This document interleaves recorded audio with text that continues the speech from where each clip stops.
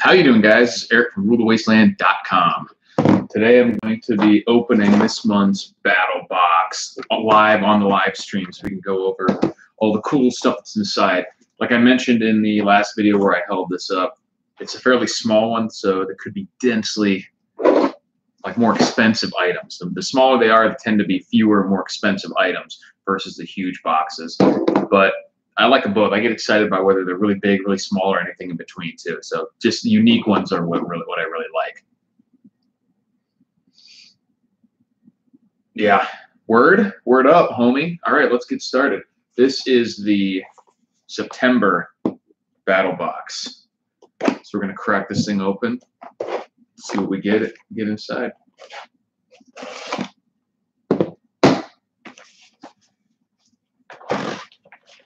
Oh my God, no, you saw my address. That's my P.O. box. It's in the description of all my videos, so don't worry. Sometimes people freak out when they see my address somewhere, but it's just my P.O. box. I don't like to look at the card that says what it's about. I like to try and figure out the theme based on the content. It's usually not too hard. So we open it up, and this is what we're looking at so far. This is a CRKT kind of a multi-tool that you can clip on somewhere. Viva, sorry, I was looking in the reflection. Viva. Flat screwdriver, bottle opener, multi-wrench. Interesting.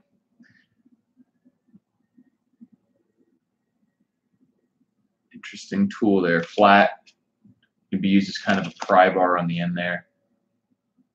I think this is just so you can hook it on somewhere. Interesting little tool. We've got another CRKT item here in the BattleBox. This could be the knife. Pretty interesting looking, very thin. It looks like it has an assisted opening. Wow, that's a very thin, almost like a fillet knife type blade. Feels pretty sharp. Called the Crossbones. Very lightweight. I think the handle is like aluminum or something. It's hard to tell. It almost has the color and almost texture of like a micarta or something, but this part is like aluminum. Very lightweight. Very thin blade. Pretty cool knife.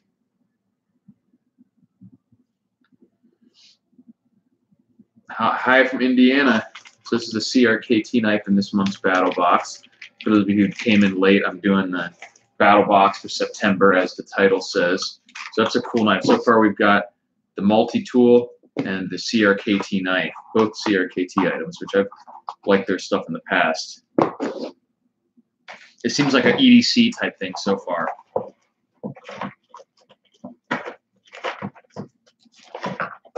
I'm snagged on here. All this stuff is hooked together. All right, this is a Battletech duty blade. It looks like it's a tiny razor blade, probably similar to like something that I like, this cheap box cutter that I use to open boxes, but you can retract the daily utility. Yeah, it's just a mini utility knife with a retractable blade. Maybe I can replace my crappy. The Battletech, I'm not sure if Battletech is a company that's owned by BattleBox or just has ongoing stuff with them, but I've used, like, I have a backpack from them and a few other things from them that I've really liked so far. I've been using. They've worked great. Seem to be relatively resilient products. So here it is. It's a tiny little thing. And then you just put the blade up. Kind of slides a little easily. There's nothing that locks it up. But for just opening boxes and stuff like that, it's not bad. And I'm assuming you could change the blade out if you unscrew it. It has the little Torx screws.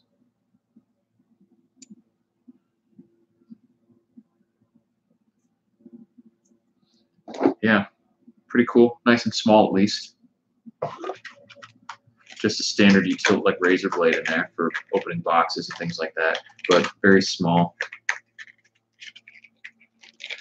So that's that, the Battletech Duty Blade. Duty Blade. DUT, Daily Utility Tool. What else we got? This is interesting. What is this? Magnetic quick release for your keychain, modeled after a .380 caliber bullet. Use it to quickly swap car keys without the hassle of traditional keyring. So it's a quick release. Interesting.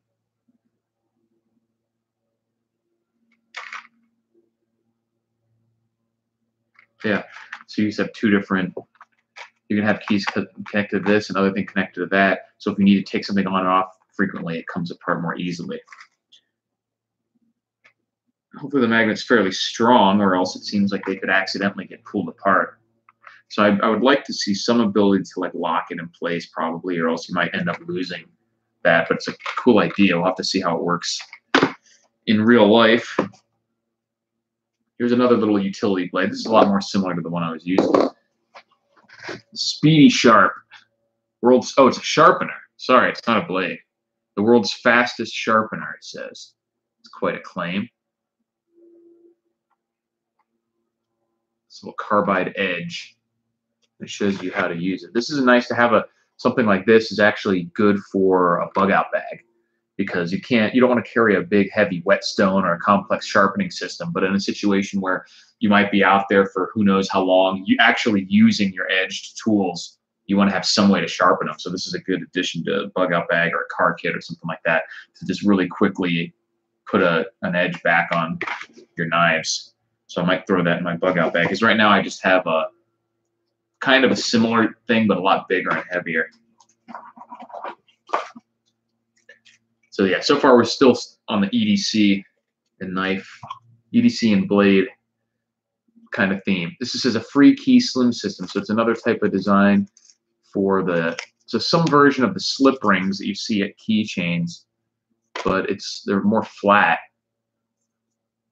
So I think you can just slide them in and out a lot more easily without having to have a tool to pry them apart. Let's see what it says. No tools, no broken nails, just squeeze.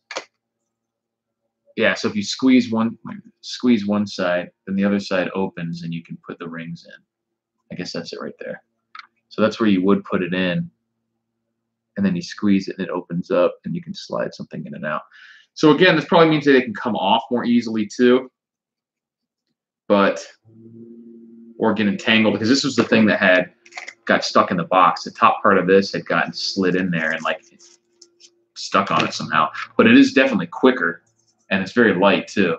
So I'll have to try that out on my keys, because I do take keys off occasionally, on and off.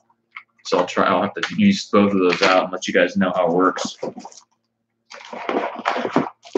Next item in the battle box is the Lighter Bro. Oh, I think I made a video on these guys way back in the day. Pretty cool to see them that they've now made some sort of deal with BattleBox. So it's basically a metal case for your just Bic lighter that has sort of a mini multi-tool on it. It has the ability to be a bottle opener, and it has scissors, a little blade, and what's the other tool? A knife, a poker. I think it's supposed to be like a pipe cleaning device possibly too. And another advantage of this thing is, even though it does add a little bit of weight, it pretty much is like a metal shroud for your Bic lighter. So it protects it a little better than if it was just sitting there. And it gives you a couple extra little tools on there. Pretty interesting. Got a few items left. Next up, we have something in a cool canvas bag. Not sure what it is yet. We're about to find out. See if anyone has anything cool to say. Can't get BattleBox in Ireland. That's interesting. Hi from Alabama. You guys get any bad weather over there right now, or is it fairly north of you?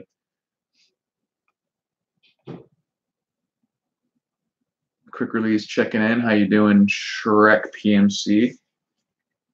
So this is a real leather strap on there, and this says Exotac. see what we got. We're going to undo this. It's definitely genuine leather on the strap. It doesn't have anywhere to like attach though once it's tight. Not necessarily a problem, but 105 degrees Fahrenheit there. Wow. Sounds like you're out here in Vegas. All right, so this has interesting setup where it opens a flap and then there's 2 additional flaps in here. Let's see what this is. Okay, so it's just a utility pouch of some kind. It looks like it might be supposed to carry different knives. You have individual pouches here, but it could be I wouldn't say maybe a magazine holder, but magazines are so thick that it wouldn't really roll up. My guess is a knife holder for some various small folding knives. That would be my guess. And or lighters in here. Maybe you can have like Zippos and then knives, something like that. We'll look on the description, but it seems like it's well made. I have a sort of a similar big sleeved item for folding knives that my dad gave me because I have so many knives now, especially these battle boxes. All right, got a couple pieces left. Olight S1 baton. I love flashlights, man, especially these little stumpy EDC ones. This is 500 lumens, 25 days. It's probably at like the Firefly mode or whatever it is. But Olight makes some decent flashlights. Built-in timer, stainless steel flashlight head. Excellent. Cool deal. And as you can see, it's only a couple inches long. That's what she said. Not to me, of course. All right, we got the last item. Here's well, first, before the last item, we got a coupon code for the Olight store for anyone who wants to use that. Here, this is probably another knife, I'm guessing, but we already had a knife, so I'm not sure. It might not be. Looks like a knife. This is a Real Steel G5 Metamorph.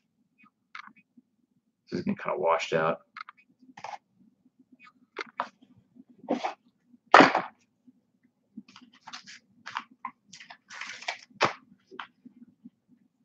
Comes in a little, oh, it's another really thin knife with a metal construction. Looks like a liner lock. Wow, another stiletto style blade. Liner lock. Sharp and very sharp point. These are cool knives. Super lightweight once again. Kind of difficult to open because, I mean, not difficult, but like you hold it up here because there's nothing, no button there. So you kind of have to either use 2 hands to do it like that or just hold it like by the end. And then you can't get leverage. So yeah, I'm not really liking the way that that opens, but I do like it once it is open. I mean, you might be able to like flip it open. Yeah, the spring's kind of tight because it's new, and it's thin, so it's hard to hold on to do the flip. Nope, not happening. It's possible though, but yeah, I don't like the way that opens. It needs a more aggressive, like the CRKT, or where is it? Yeah, like this version. The other knives. This has 2 knives in here, which is fantastic. Really like that. But see how this one has a much more aggressive button kind of on the back. So you can just do it like that for assisted opening. Whereas this one, the nudge, or not nudge, the nub that you have to touch to flip it open is on the same side as the blade. So that's kind of unique. I mean, I guess you could do it with your thumb like this, but then it takes like then it disappears. So yeah, so I don't like the way that opens. It's very difficult to do it one-handed and quick deploy. I mean, it quickly deploys, but they need to make it more of a nub on the back. But it does give it a cool, sleek look once it is open. But I mean, you still get this with the other one too, because the disappears, and they wouldn't have to have that one on that side if you didn't want to. Actually, that's the same one, I guess. Comes through. So that's the only difference. You get one little nub there. I think it's worthy sacrifice to lose the complete sleek design to actually be able to open it. Whereas with this one, it's going to be very hard to open in like quick situation.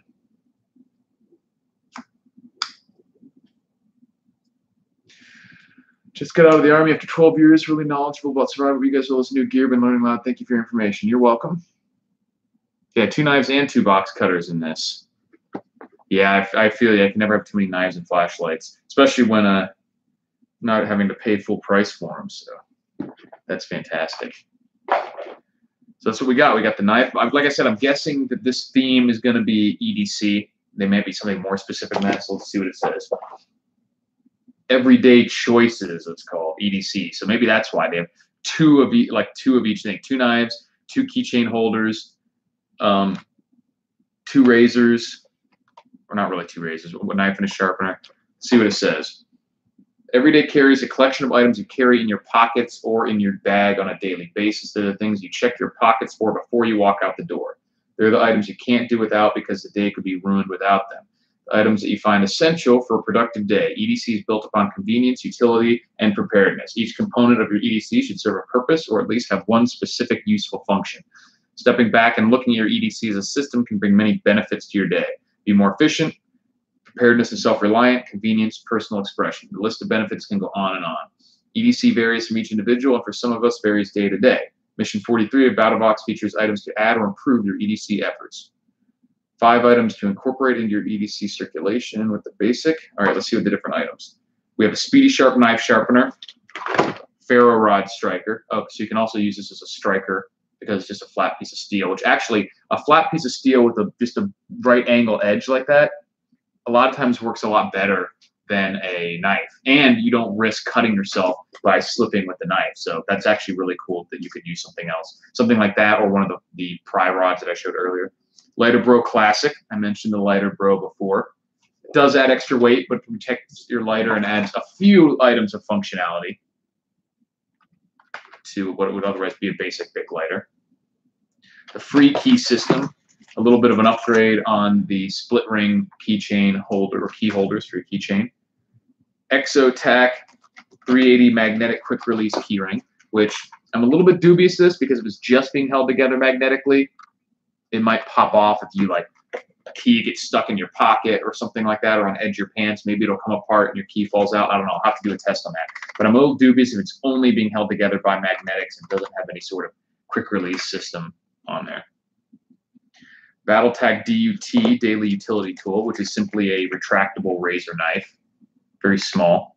Doesn't have a locking blade though, but when you're just, all you're doing really with these is cutting tape, cutting boxes, opening envelopes, things like that. You shouldn't really be using a tiny razor blade like this for any sort of serious kind of cutting. Next up, we got the Olight S1 Baton flashlight. Includes 1 non-rechargeable 16340 battery. And this is what I was talking about. This is called the ExoTac EDC roll. So it's just meant to hold not necessarily just knives, but all different EDC items. It's got double Velcro. These are little pouches here, and then these have kind of elastic sleeves. So you can put little flashlights, little razor knives, all sorts of stuff in there. Pretty interesting. And then it rolls right up on you.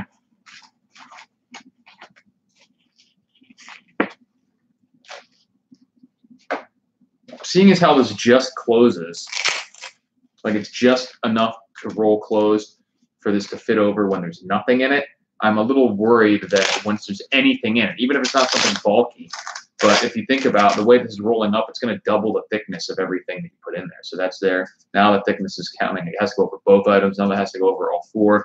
You know, so it's probably barely going to close. We'll see. They'd have to be pretty flat items for that to work. The Real Steel G5 Metamorph, which I showed you guys. Really, really cool looking knife. Don't like the way that it opens. It's very difficult to open because you have to use both hands and it kind of, yeah, it's not easy to open. But a really cool stiletto blade, lightweight metal handle. And it comes with this cool kind of like polishing cloth. It's a little thicker than like the ones you get with sunglasses. And then of course we have, oh, I left out the, I didn't even see this on there. CRKT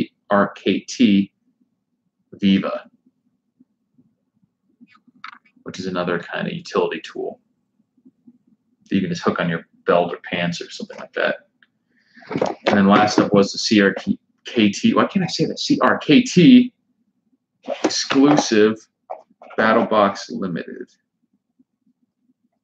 Oh, that was a BattleBox limited edition color.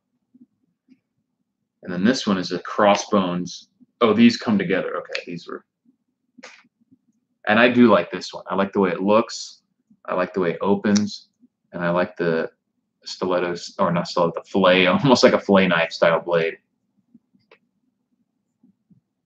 Yeah, I can try to fill this up with some tools and show you on the next live stream if I remember. Does the gold knife have a button or hidden feature? I'm assuming you mean this one, which is more of like the lights. It's a little glare, so you're not getting the real colors. But this is more of an olive drab. You can sort of see the real color right there. When I'm holding it directly up to the light, it looks gold, but it's definitely much more. Let's see if I can shade it a little bit. It's definitely much more of a green. That's true. You can never have too many knives. I agree. So I don't see a button or any release. It really just is this slide open thing there. So I'm going to go ahead and put these two knives at least as the viewers suggest, and we'll see what happens when you roll it up. These would be good probably because they're very thin too, so we shouldn't have too many problems. So we're going to slide that one in there. We'll slide this one. Good so you guys can see it. And there. What else we got? Let's do. Yeah, let's do those two for now and see if it rolls up.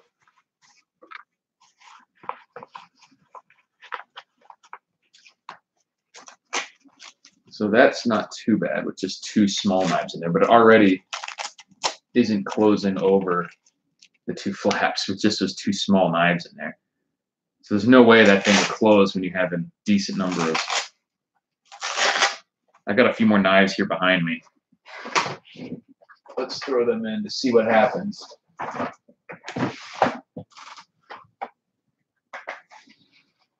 This is. I don't know if I can open the box.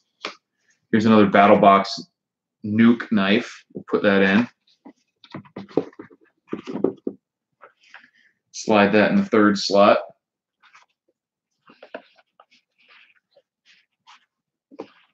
We got, what else we got?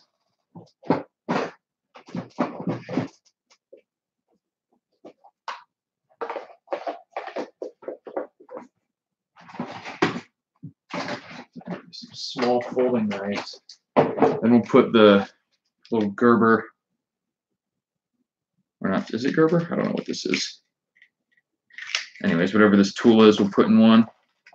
And then we'll put my Spyderco, which I'm calling, this is a Spyder. Is this the Endura? Can't remember if this is the Tenacious or the, which model this is. Anyways, this is a bigger one. So we're going to put that in there. So now we've got full of knives in each pocket, nothing in those pockets. And we'll see how it rolls up.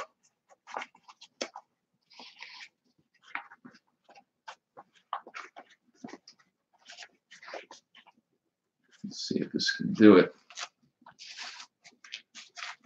So, I mean, it closes. I guess that's why this strap was longer in the beginning.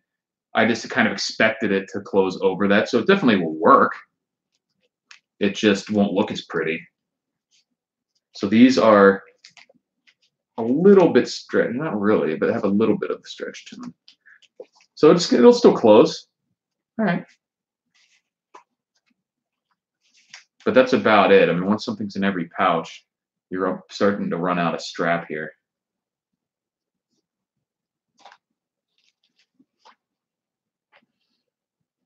So even though you'll be able to get it to close, it just won't look quite as pretty. Not too bad. My chat disappeared on me. There it goes. Never too many bullets as well. Right on, unless you run out of space or money. How many knives do you have? Dozens. I have no idea what the actual count is. I'll have to do a video on it. Especially with the battle boxes I've been getting now, it's just gotten a lot more. Because I'm getting at least one every month. Like this box has two, and then occasionally I'll get knives on my own or as a gift or something like that. lately I've been really in love with some various Spydercos. I just love the super simple design. They're razor sharp. The thumb holes makes it as easy to open as a thumb stud, but doesn't give it any extra width or anything to snag. Extra good. So we'll put these away. Anybody got any questions? Yeah, give me the thumbs up, everybody. Let's make this party a little bit more liked. And now I'm done with the BattleBox. That was this month's BattleBox, EDC edition. So check them out. Like I said, I've really enjoyed opening. I love not knowing what I'm going to get and just getting to go through the stuff every month and get cool gear. It's really fun. So I definitely recommend it if you got a little bit of extra money to throw towards some random gear and preparedness items. Because I've gotten some stuff that I like. You saw I got rid of this box here, which actually had some of the BattleBox stuff in it. This is from one of the, I think that was the box that had the Nuke Knife in it, because it's a not EMP, but NBC themed box where you have like a water filter for radioactive stuff, a smart Geiger counter, some thyroid pills, stuff like that. So that's pretty cool. So that's stuff that I didn't really have a lot of, and now I do because of the BattleBox. So I'd say at least, definitely half, but probably well over half of the stuff am I like keeping and actively either using or actively putting into my preps. Some of it, and then of the other half, at least half of that is stuff that I really like, even if I didn't necessarily need it or wouldn't have bought it otherwise. It's still stuff that I think is cool and will want to keep. And then probably 25% of it is stuff that I'm just not that interested in, or either going to sell or give away. In my case, I'm giving most of it away to my Patreon subscribers, which I'll be giving away more this month. If you want to jump on there, I have some cool stuff to give away, which I don't have it in here. I would show you, but there's some cool items to give away. So, which is your favorite box so far? Honestly, it's hard to say because I don't remember all of them off the top of my head. There are a couple that I really liked. You'll have to go back and watch the videos. I don't remember which gear exactly I got from which box, so that's hard to say. Can't do that off the top of my head, unfortunately. Sorry about that. So any more questions? Otherwise, I'll make this fairly short. Nuclear, some options on us about that pick. Nuclear, some opinions on us about that, please. What opinions do you need? I say nuclear wrong. I know. Nuclear. I'm working on it, man. I'm working on it. Try not to say it like George W. Bush. Nuclear. One thing people forget to put in their bag is laxatives. If you live on rations, you know what I mean. Yep. Sometimes in periods of military training when I've had to eat MREs after and I already am not the most regular person in the world if I'm going to overshare. So on MREs, sometimes after like day 5, you're worried it's going to bust out my side and cut through my uniform or something. It's ridiculous. You can barely sit down because you're all stiff. It's horrible. Horrible. There's a rumor that the gum in MREs is some kind of laxative, but I don't think that's true. And if it is, it never seemed to help me. That's for sure. Eventually, it would just catch up with me, and I'd have to unleash hell on some poor porta-john somewhere, while everyone is waiting for me in formation or something. Terrible. Needed prep type items for nuclear. Sure. What item did you get that you liked the best from the boxes? Oh man, another one. I think probably this Tops knife. Even though it's simple, I really like Tops knives. Just a cool outdoor knife. And there's been a couple of some of the first aid stuff I really liked, and one of the fire actually preparation boxes I was a big fan of too. Had some cool gear for fire prep. But there's been a lot. Some of the stuff. Honestly, if I have to say the one that I like the most, I'm gonna have to say that backpack. Simply because I've been using it a lot. Let me show you.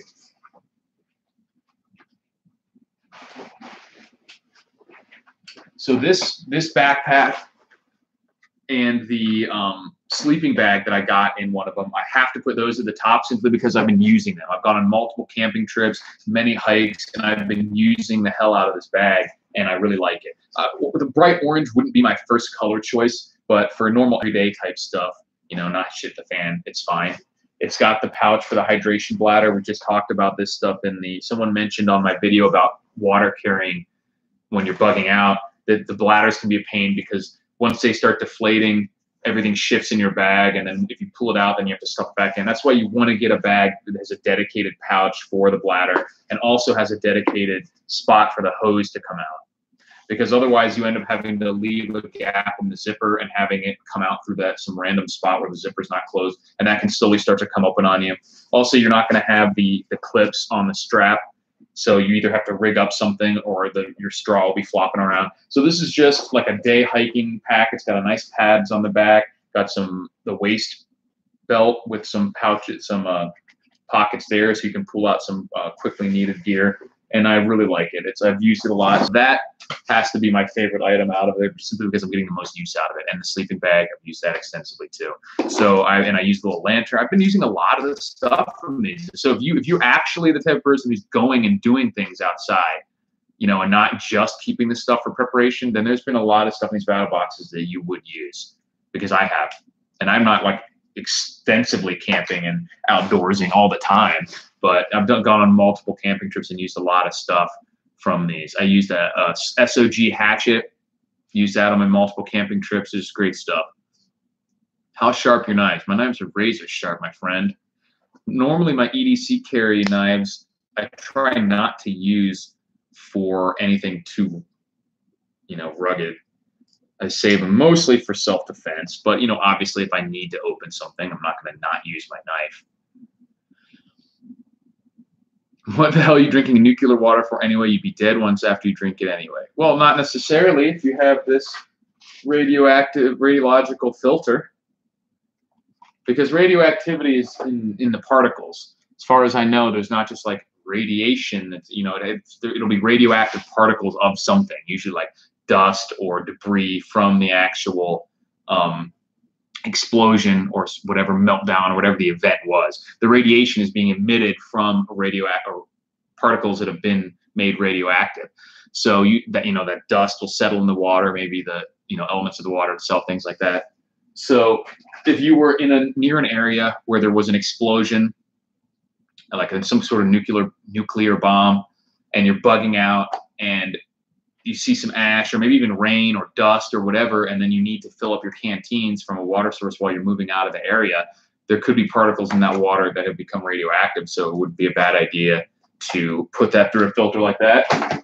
In addition to taking these potassium iodide tablets, which blocks your thyroid, because it fills up your thyroid with this potassium iodide and prevents it from picking up the radioactive version of the same compounds that would be in your system in such an event.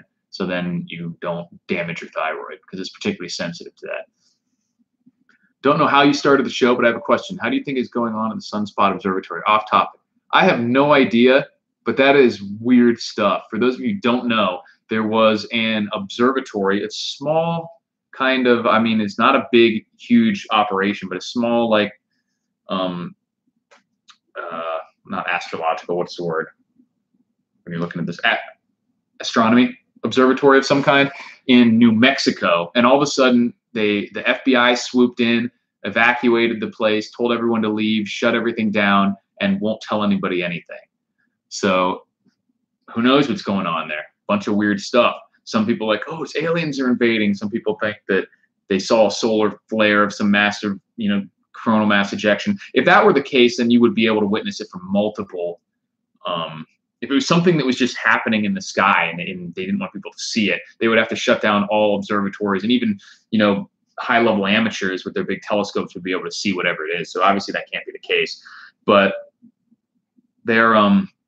it's pretty funny because I was looking through the news, and you could probably construct a pretty cool, well, I don't believe this is what's happening, but it'd be fun. You could probably create a pretty good list of reasons why we might be under attack by aliens or something like that. Like you say, oh, all of a sudden they're shutting down this observatory. They just drastically increased the number of people who died in the hurricane in Puerto Rico from like 18 people to like 3,000. Then there was all these houses that suddenly blew up from gas explosion somewhere. It's straight out of Men in Black. It's hilarious. So I'm not a aliens type guy, but it is hilarious to try and put all those pieces together as if you were trying to convince someone it were aliens. And then you have Trump showing up to this Air Force thing, and he gets off the plane and is like, yeah, and like doing all this fist pumping stuff, and no one knew what it was because during the hurricane, no one knew what it was about. So that's my unofficial theory, is that we just had a mini alien invasion and we kicked their ass. How's that for a how's that for a theory, linking all this stuff together? I don't actually think that, by the way. I'm not.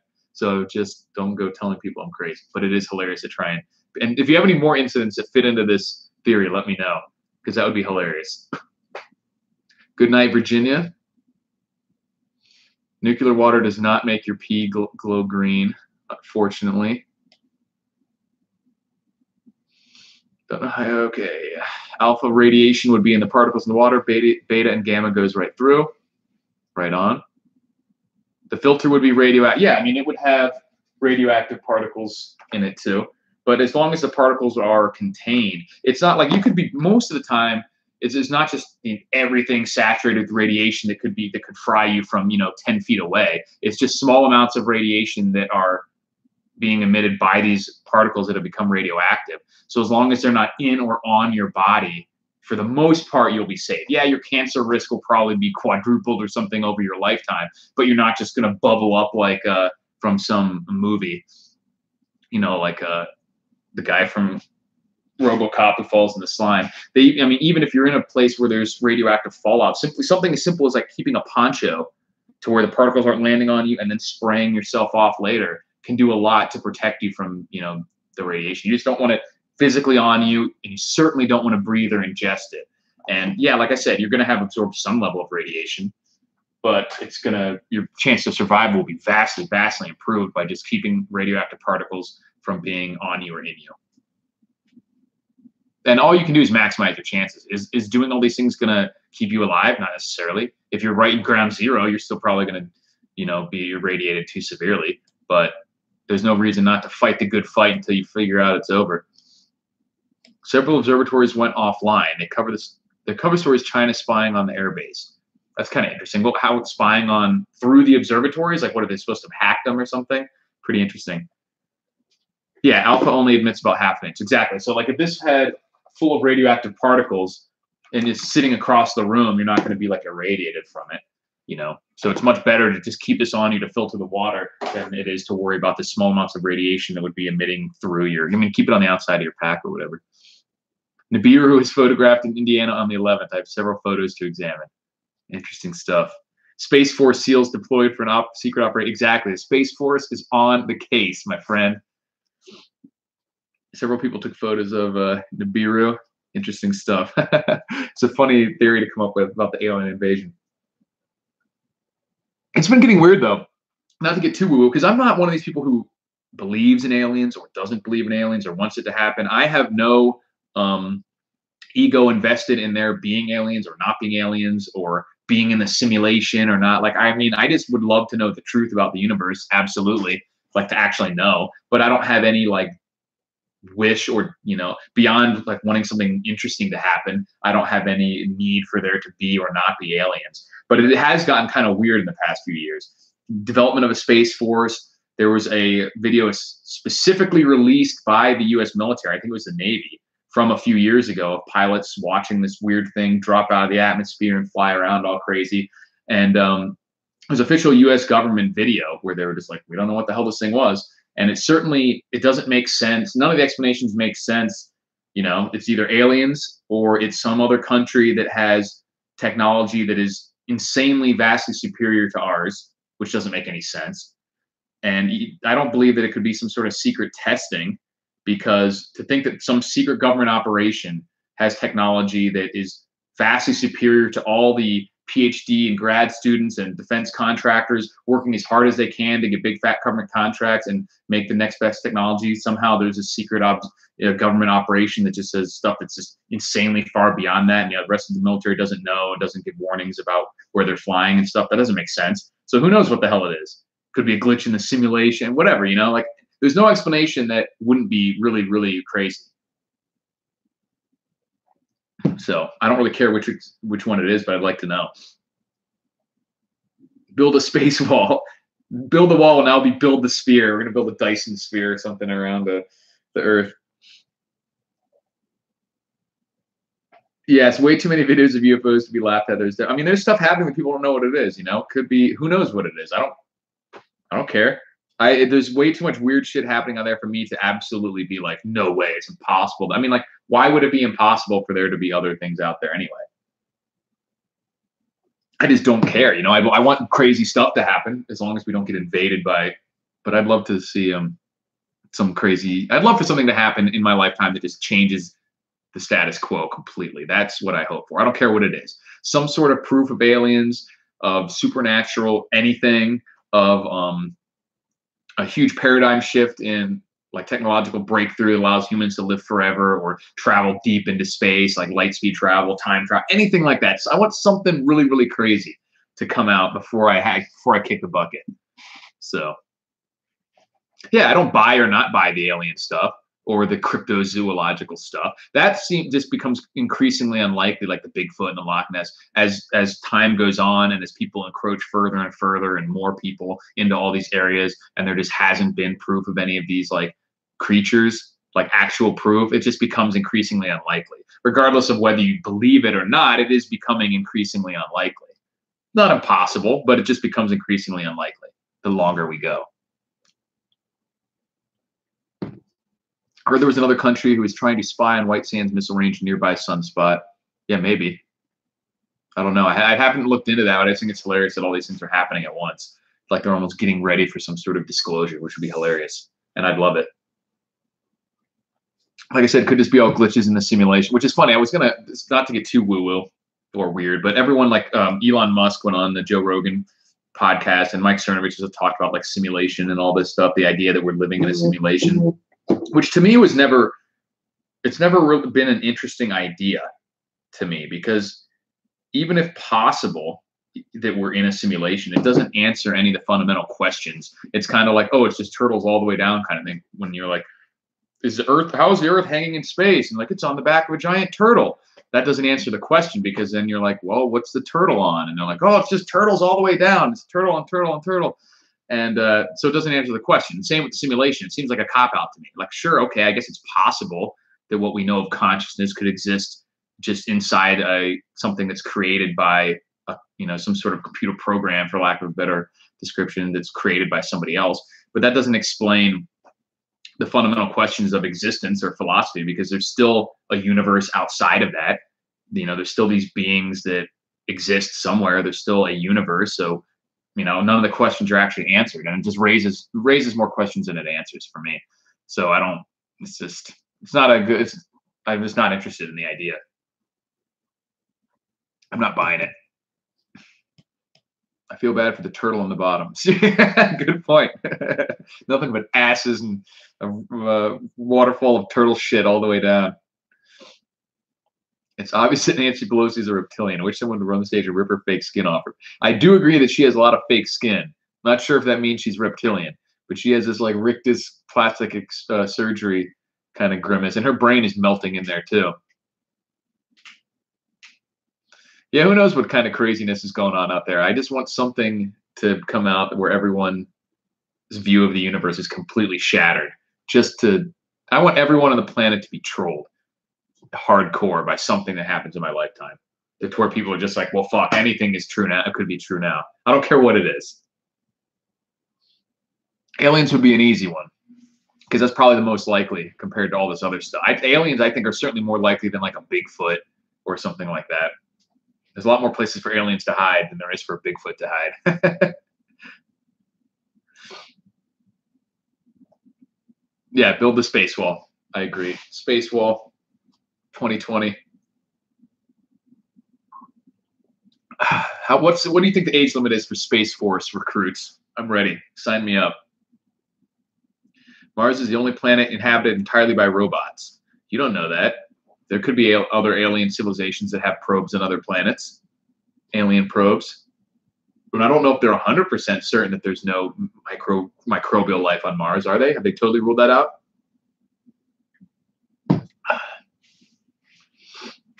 Aliens riding unicorns from space would be a good earth-shattering moment. Yeah, that would do it. Especially if we get to fight them. I always thought it would be interesting if aliens finally show up and they're like feeble, tiny creatures that don't really have any kind of like conflict or war or anything in their species. There's no real aggression, and humans are just massive and like physically powerful compared to them, and totally aggressive and mean, and they're just like have no way, they don't even have weapons because they're so evolved past that they never fight, and they just get their ass totally kicked even though they're technologically way in advance of us. We're just like savage brutes and we totally destroy them. That would be hilarious. And take all their technology. Robots and electronics are too easily destroyed by solar activity. Not buying it. Not buying what? She's talking about the Curiosity rover that's on Mars, saying that there's the only thing on Mars is our robot. She's not saying that there's like a race of robots on Mars. It's the Curiosity rover has been there for a couple of years, and robots aren't destroyed by solar activity necessarily. I mean, it's fairly easy to make them robust enough, at least for several years, you know, decades even, whatever. They did a study in feces are everywhere. Yeah, feces are everywhere, including the moon. Human feces is the Mars. Human feces is somehow made it all over Mars. That is how everyone gets sick. When you're talking about like restaurants and everything, it's all fecal bacteria. And it's all your hands too. It has nothing to do with like toilets and your ass and all sorts of stuff. It's your hands. It's touching things like soda fountains and door handles, and then touching your eyes and mouth. So if you want to keep from germs from getting on you, just don't do anything with your hands that touches it. It doesn't even matter what you do with your hands, so to speak, because the skin is a pretty good barrier. It's from your eyes, your mouth, your nose. Usually that's how it be. Obviously, if you have open wounds or things like that, but just do whatever you want with your hands. Don't be squeamish about touching things, and then just clean your hands before you touch your food or before you touch your mouth or your eyes or anything like that. That's the best way to keep from getting diseases. False flag, fake alien attack, good way to begin the establishment of one world government if you're into conspiracy theories. Yeah, I mean, what's his name? The Paul Krugman, the idiot himself, he thinks it would be fantastic if the aliens came and destroyed half the planet, because think of all the economic activity that would be created by us having to rebuild our entire civilization. Oh my God, think of the GDP. Ignoring the fact that Frederick Bastiat dismantled the broken window fallacy like 100 years before him. We are due for a pole shift with all this crazy weather, minus the weather manipulation. Scatology. Yeah, it's like a scatomancy. Humanity first. I am kind of a misanthrope. I don't have a whole lot of just positive feelings for humanity. I can feel very strongly and a whole lot of empathy for individual people, persons, animals, whatever. But for humanity as a whole, I don't really care at all. If you could tell me that, this may make me a horrible person, but if you could tell me that, like, I won't even say it. It doesn't matter. I'll seem like an asshole. How long are you going to go for today? I don't know. I'll keep going. I'll try to go at least an hour. But if I don't make it, then tough shit, I guess. Austrian economics are better than Keynesian economics. I completely agree. I don't think the Austrian economics system is necessarily perfect, although I can't think of any gaping flaws in it in the way that Keynesian economics' entire premise is just flawed. But it's certainly a lot better. Keynesian economics, their main flaw is that they treat money as wealth. And so even debt-related money itself is wealth, basically. So they're just like, well, creating activity, even if it's destroying real physical assets like buildings and windows, since it creates economic activity, which is really just shuffling currency around, they consider that as wealth creation, which is just so easy to disprove that money is not, what Chris Martinson calls first order wealth. Everything that people need to survive, to thrive, comes out of the ground, including humans themselves to some extent. So there's human labor and physical commodities of some kind, plants, minerals, sun energy, whatever. It's all physical things that are technically finite, even if they're in huge abundances.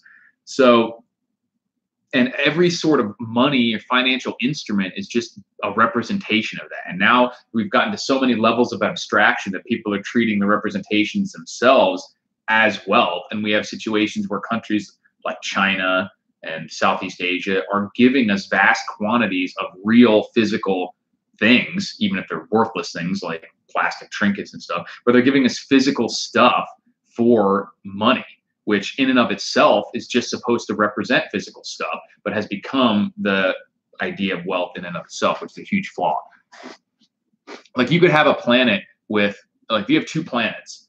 One of them is like some desert planet, like from Dune or something, and there's just nothing on it. No water, no nothing, no minerals, just pure sand, just nothing else. They could have all the money in the world, all the financial instruments, whatever, and everyone on that planet would still die unless they used it to buy real things. And then if you had the other planet, which was, you know, tons of fresh water, tons of every mineral you could think of, from rare earth minerals to iron ore to gold, silver, just everything you could think of, tons of wood and animals that you could eat. Those people would never technically have to come up with any sort of system of currency, and they still have everything they need forever there. Just proving that, look, money is just a representation, and basing your whole economic system on the representation itself instead of what it's representing is just fatally flawed. It's never going to work out right. Thanos is what the, yeah, Thanos did nothing. Hashtag Thanos did nothing wrong. That was another funny thing where people, I don't know, can I put pictures to where you guys can see pictures on here? If someone knows how to do that, let me know. I think there is a way, because I've seen some other people do it, but I think you have to be using another streaming service, not just YouTube directly. I don't know if there's a way I can pop up a picture here. Maybe I can do something in the chat. What is this? Emojis? No, that's not going to count. But there was everyone was making meme versions of the Colin Kaepernick, if you want to if you believe in something, sacrifice, even means sacrificing everything kind of thing. And so they took a picture of Thanos and it said, believe in something, even if it means sacrificing half of everything. If you've seen the movie, you'd get it. I've heard of The Colony, but didn't know what was the premise. Oh, there's a show on Netflix called The Colony with that same concept. What did Seamus say? Oh, the false flag alien attack.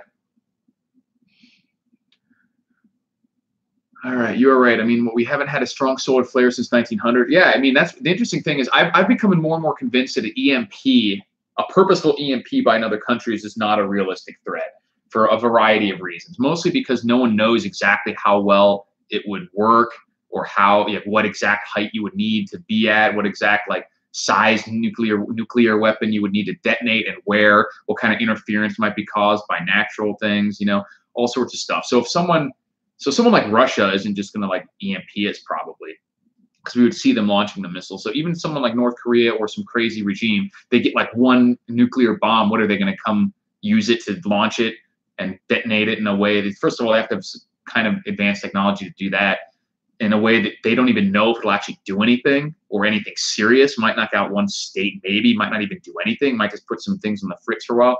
Instead, they would just walk it into Times Square or DC and just detonate it like a normal nuclear weapon. But coronal mass ejection or a solar flare could certainly cause it. And we've seen it, like the Carrington event, which was the last extremely major one that I know of, at least in modern history, was even frying things like telegraph cables, which are incredibly like robust, solid state electronics compared to what we have nowadays. Like nowadays, even things like these flashlights have little circuits in them to control like the fact that it goes brighter, brightest, you know, things like that. So even things that are completely solid state, like a regular flashlight, could be fried by something that powerful. Who knows? And now you're getting into like maybe even batteries and things like that. Like, who knows what could get fried by something that powerful if it's frying telegraph cables, which had no modern electronics in them, literally just cables. Maybe transistors and capacitors and things like that, but way, way, way more beefy and robust probably than most modern electronics. If money is not wealth, just give it to me. No, thank you, sir. It represents wealth, and people are still willing to trade first order wealth for it. And that's the easiest way. But just don't store all your wealth in money. You can still use it. There's nothing wrong with it. It's not like the idea of a currency is somehow bad. It's just the way it's being implemented and the way people, you know, their mental scripts about what it is and how it should be used is what's flawed. All of our satellites, robots, etc., will be destroyed on the next one. Maybe not on the next one. They happen all the time. But the next one of that magnitude could fry a lot of stuff. But who knows? I mean, even in that sense, like maybe we'll be on the far side of the planet. Would that make a difference? I don't know enough about it, you know? Could be, or could fry every electronic device in the entire country, entire planet. Who knows? you ever consider, oh, I keep losing the chat. Have you ever considered a semi-truck to bug out for shit hit the fan? I think you commented on this. I started, I don't know if I made the comment or if I never actually did it, but I was contemplating it, so I'll let you know now. Semi-trucks would be useful for hauling stuff, but there'd be a lot of disadvantages, mainly related to the fact that they're not that mobile. Like, do you really need to be hauling an entire contained like 40 or 52-foot trailer with all your stuff? I mean, maybe if you lived in it, that would be one thing, but then where are you going? Where are you taking it? If you're just talking about the cab, then it's big, it's not that maneuverable, it's not that fast. They don't get good gas mileage. They hold a lot of gas, but they don't get good gas mileage. And mainly, like, what, are you going to buy a semi-truck ahead of time? If you already have one, then just use what you have. But if you don't have a semi-truck already, why would you just buy a very expensive, humongous truck just to prepare for shit to fan? Something like a deuce and a half or a truck like that would probably be a lot better suited than just a regular semi-truck. You can get them really cheap. You could modify it. They can still haul a lot of stuff and still hold a lot of gas. And diesel too, which helps. Yeah, some other big diesel truck would be better. Diesel is more valuable. We don't have to have a huge diesel truck. You have to think, again, it comes down to what you think you're going to be doing, where you're going, and so forth. You could look at like the Vietnam gun trucks that they made. If you want convoy security, they literally just would like put sandbags on the back of some of these big trucks. Pretty cool stuff. Why didn't Japan lose electricity if they destroy electricians? I don't understand the question. Willie Nelson created a biodiesel fuel to run his RVs from fast food grease and oils, but the government shut him down or silenced it. I haven't heard about that. I know that if you have a diesel engine, you can run it, as far as I know, off pure diesel or pure vegetable oil that's been filtered and everything. You don't even have to do anything to it, as far as I know. I think it helps if you add some additives, maybe some sort of alcohol, but I'm pretty sure you can just run pure vegetable oil in a diesel engine and it'll at least work. Because I remember in high school, watching some video or some news headline about some kid who's, I think he's in his 20s or something, but he would just collect all the dirty oil from all the fast food places that use the oil, because they have to pay to dispose of this stuff most of the time. And he would have to filter it out because it would have all the black burnt fry pieces and everything in it. But he would just filter it and then run it straight in like a diesel Jetta or something. And he was, or an old diesel Mercedes, I think he had. And he was getting gas for like what ended up being like 20 or 30 cents a gallon. He was running his vehicle. Pretty impressive. Just have a stinky kind of greasy operation to get that done, but definitely doable. If Sophia, the AI from Saudi Arabia, gets hit with an EMP, she'll get fried and act like a burnout hippie. I don't know what Sophia, the AI is. 68 deuce and a half is the best. Yeah, those old trucks are pretty bulletproof. Not literally, but they're very rugged. And they're fairly cheap for like a big-ass truck like that. You'd have to upgrade a lot of stuff, but you can get them fairly cheap. Fred Flintstone had a carbohydrate-powered vehicle. That he did. All right, we got any other questions? We've already talked about aliens, the simulation, the alien attack, the Space Force, Planet Nibiru, cryptozoology. We've got through pretty much everything. Aerobic oxidation. Nerds. Nerds. Any other questions? We're approaching the hour time, so I'll probably cut it off here pretty soon, but I can squeeze in a few more questions. Antarctica. I mean, I've heard some crazy stuff about Antarctica. I don't know what to tell you. I don't think most of that stuff is legit. It's kind of ridiculous. But again, it's not because I think that any of this stuff necessarily is impossible or couldn't be true. It's just I'm unconvinced. Everyone buy silver. Agreed. Its prices right now are insane. And I have very, not confident, but I feel very strongly that we will be seeing pretty severe economic turmoil within the next at least five, certainly 10 years. Hopefully we get past the 2020 election before things get ridiculous, but we might not. Will we find that aliens need thermite to survive? If they do, I can tell them where to get some. Yes, excellent prices on silver. All right, guys, thanks for watching. Check out BattleBox. This is this month's. I've been super happy with all the stuff, the new knives, EDC gear, good stuff. Thanks for watching, guys, and I will talk to you later.